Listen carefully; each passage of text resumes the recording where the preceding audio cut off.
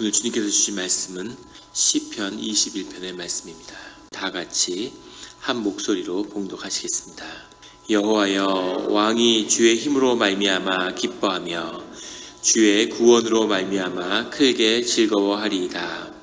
그의 마음의 소원을 들어주셨으며 그의 입술의 요구를 거절하지 아니하셨나이다.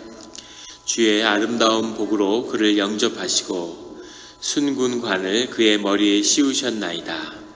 그가 생명을 구하매 주께서 그에게 주셨으니 곧 영원한 장수로소이다. 주의 구원이 그의 영광을 크게 하시고 존귀와 위엄을 그에게 입히시나이다. 그가 영원토록 지극한 복을 받게 하시며 주 앞에서 기쁘고 즐겁게 하시나이다. 왕이 여호와를 의지하오니 지존하신 이의 인자함으로 흔들리지 아니하리이다. 왕의 손이 왕의 모든 원수들을 찾아내며 왕의 오른손이 왕을 미워하는 자들을 찾아내리로다. 왕이 노하실 때 그들을 풀무불 같게 할 것이라.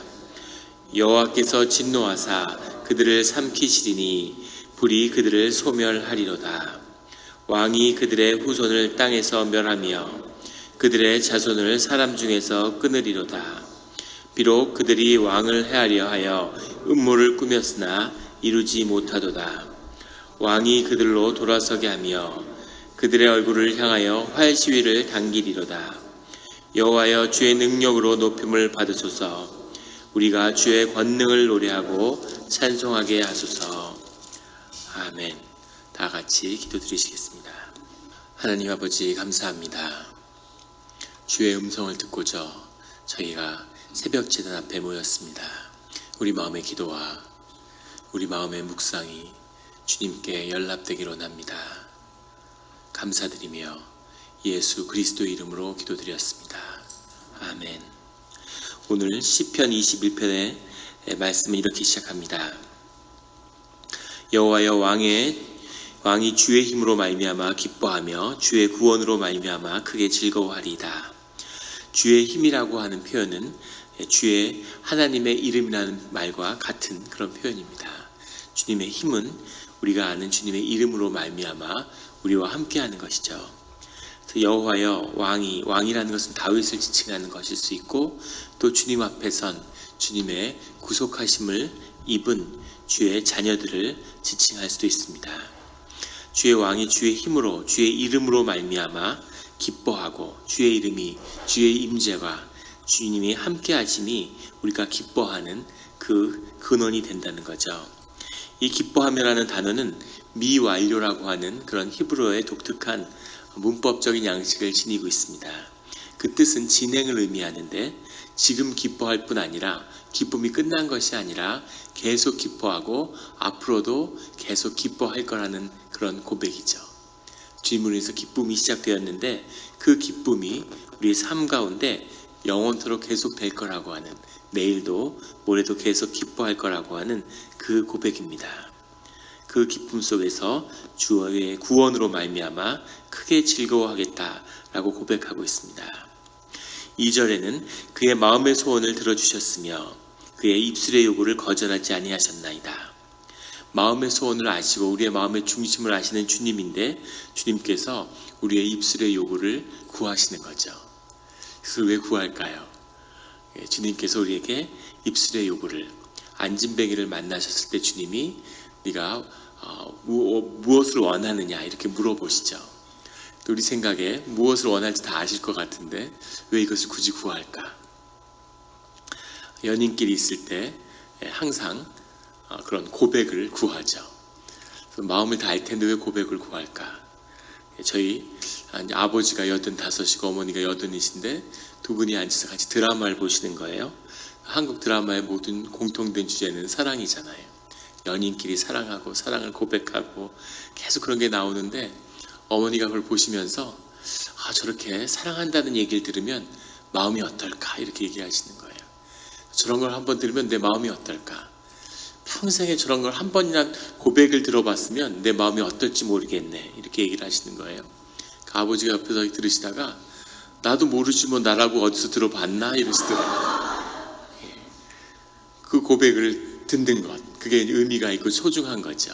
주님이 우리에게 입술의 요구를 구하신다는 겁니다. 우리의 마음을 아시지만 우리에게 주님을 사랑한다고 하는, 주님께 의지한다고 하는 그 고백을 주님이 듣기를 구하시는 거죠. 3절에 주의 아름다운 복으로 그를 영접하시고 순금관을 그의 머리에 씌우셨나이다. 그를 영접했다고 할 때 영접이라는 단어는 원문이 카담이라는 건데요. 정확한 원뜻은 앞서간다는 뜻입니다. 아름다운 복의 아름다움은 토브라는 말인데, 토브란 말이 여러 것에 붙죠. 하나님의 아주 중요한 품성과 속성입니다. 아름다운 복, 아름다운 구원, 지극히 높은 아주 순전한 그런 것을 의미하는 겁니다.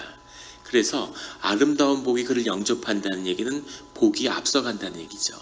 복이 앞서간다는 얘기는 주님이 미리 예비하신 주님의 축복을 우리 앞에 두셨다는 겁니다. 우리가 아주 구하기도 전에, 마음에 품기도 전에 주님이 우리에게 주실 그런 축복을 예비하고 계신다는 거죠. 순금관을 그의 머리에 씌우셨나이다. 순금관이라는 것은 관 자체가 의미하는 왕권의 대리죠. 왕이신 주님, 주님의 그 왕권을 대리하고 있는, 이 땅에서 주님의 왕의 자녀된 주님의 자녀들의 그런 권위와 존귀함을 상징하는 것이 이 순금관이죠. 주님이 우리 앞에, 우리가 작은 소원을 가지고 주님 앞에 나와서 기도하고 그 고백을 주님이 들으신다는 거죠. 그런데 그것보다 더 중요한 우리에게 왕의 자녀로서의 삶을, 그 축복을 예비하고 주님이 기다리신다는 겁니다. 그 축복을 남김없이 누리시는 주의 자녀들, 우리 성도님들이 되시기를 예수 그리스도의 이름으로 축원합니다. 어떤 사람이 천국에 갔는데, 천국에 가니까 자기 이름으로 된 창고처럼 방이 다 있더라는 겁니다.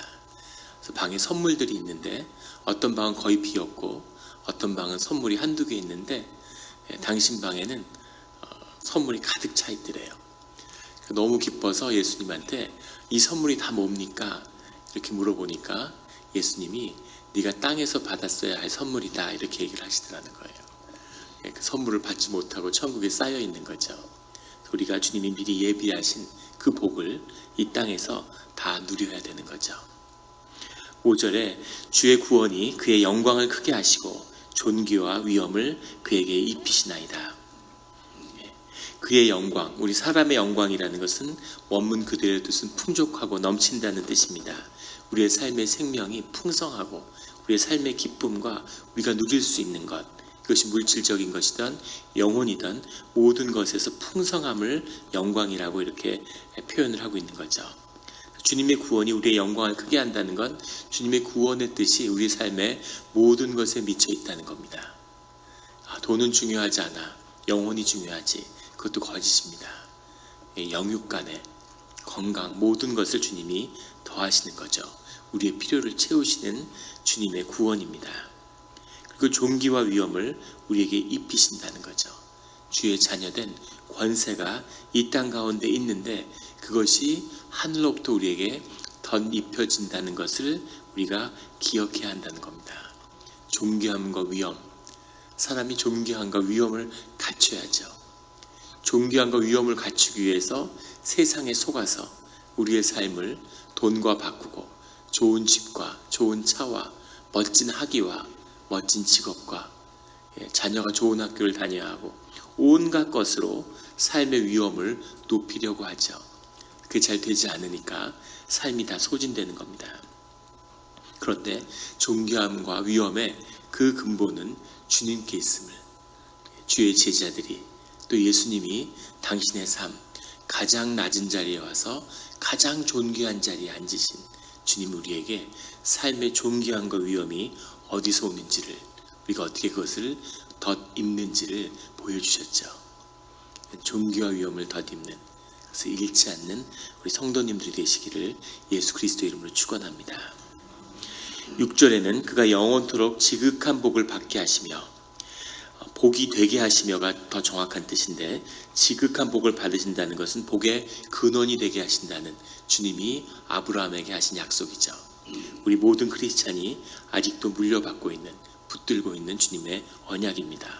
복의 근원이 되라고 하는, 복을 유통시키는 그 근원이 되는 거죠. 그 복의 근원이 되는 그것을 우리가 붙들고 지킬 수 있는 그 비밀이 오늘 6절에 나오는 왕이 여호와를 의지하오니와 지존하신 이의 인자함으로 흔들리지 아니하리로다 라고 하는 고백입니다. 인자라고 하는 것은 우리가 잘 아는 것처럼 헤세드고, 의지한다는 건 타라라고 하는 동사인데 늘 헤세드와 타라가 짝을 이루는 거죠. 우리가 주님께 의지할 때 주님이 우리에게 인자함을 베푸시는 겁니다. 우리가 늘 주님께 의지해야 되는 거죠. 주님께 깊이 의지하고 우리가 주님을 의지하는 그것을 놓치지 않는 한 주님이 우리에게 인자함을 베푸시는 것을 멈추지 않으신다는 겁니다.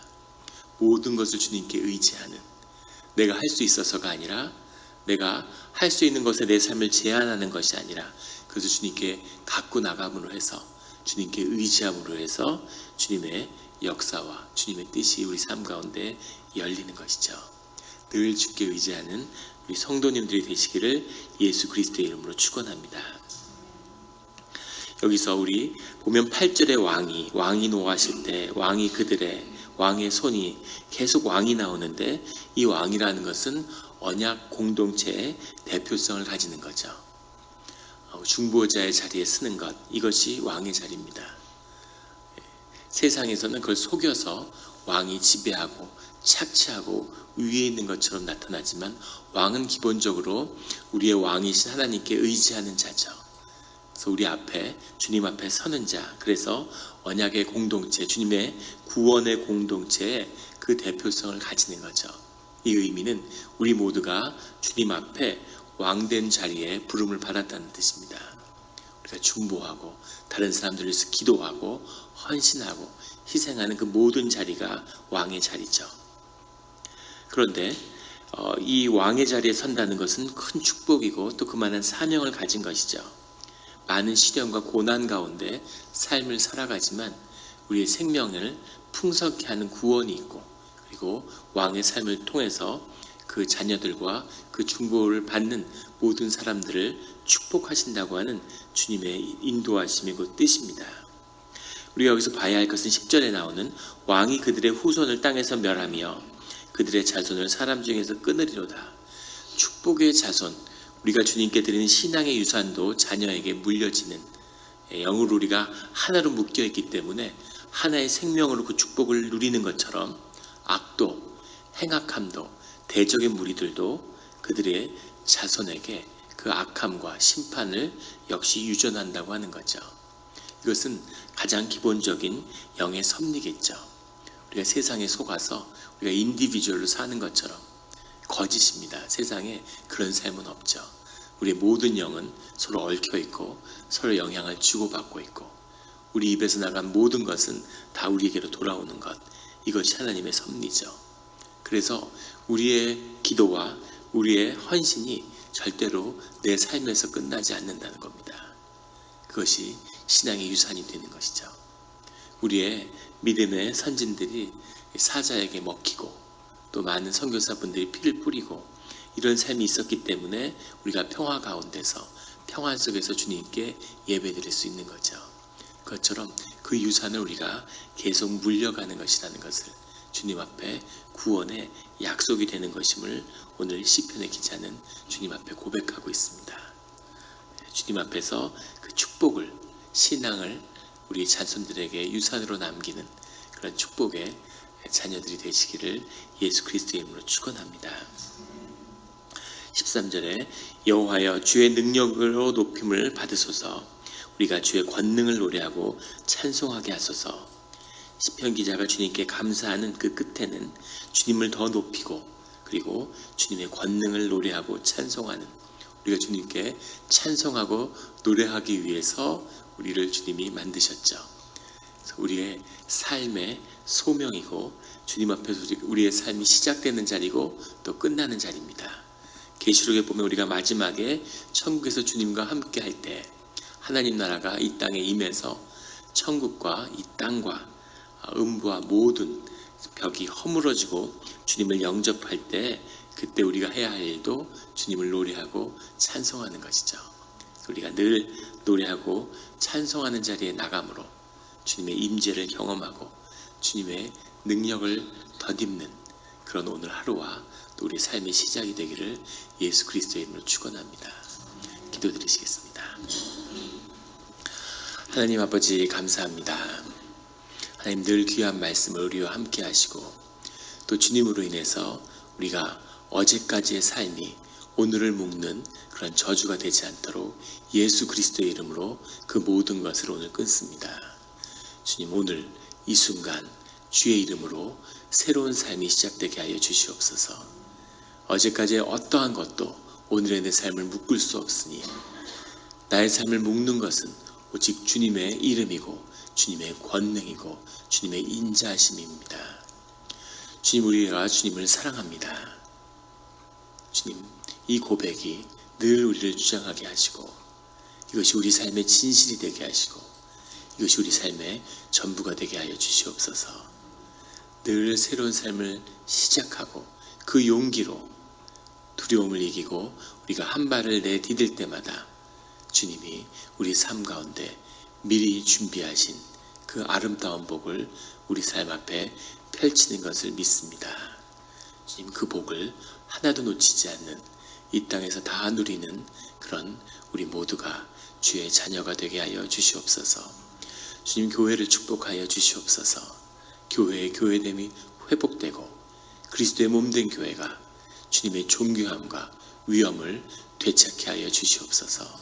세상을 향하여 선한 영향력을 미치며 복음을 증거하며 또 순교로 선교하는 그런 교회의 사명이 회복되는 것을 우리가 보기를 원합니다.